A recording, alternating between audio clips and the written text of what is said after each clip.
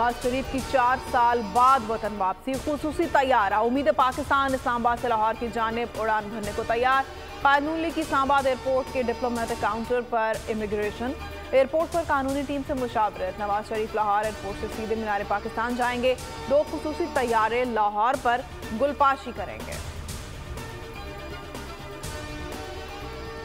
नवाज शरीफ का अल अजीजिया रेफरेंस और Avenfield reference में इस्लामाबाद हाई कोर्ट से रुजू करने का फैसला। अपीलें बहाल करने के लिए दरख्वास्तें दायर की जाएंगी। लीगल टीम ने इस्लामाबाद एयरपोर्ट पर दरख्वास्तों पर दस्तखत करा लिए। दरख्वास्तें पीर को अदालत आलिया में दायर होंगी। नवाज शरीफ जी आया नू। शहबाज शरीफ का बड़े भाई की वतन वापसी पर ट्वीट के जरिए खैर मकदम।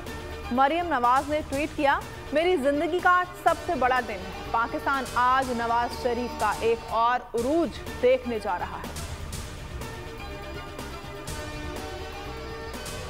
आज मुल्क में तरक्की और खुशहाली का दिन है। पाकिस्तान नई तारीख लिखने जा रहा है। झूठ बोलने वालों को मशवरा है कि आज आराम करें।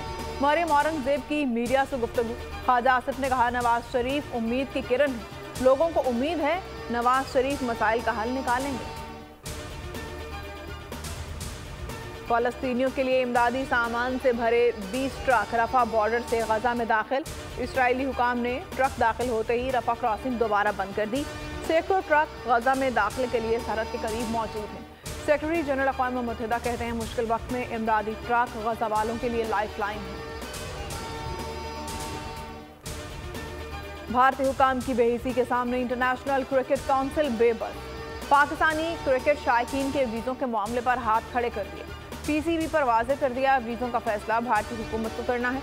मामले के हल के लिए कोशिश कर रहे हैं। सिंध में 3 साल बाद पोलियो का पहला केस रिपोर्ट। कराची के इलाके गिराब में 2 साला बच्चा पोलियो वायरस से मुतासर।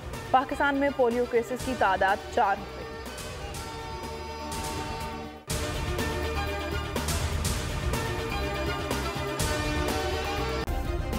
सब्सक्राइब करें और बेल दबाएं ताकि कोई खबर रह न जाए।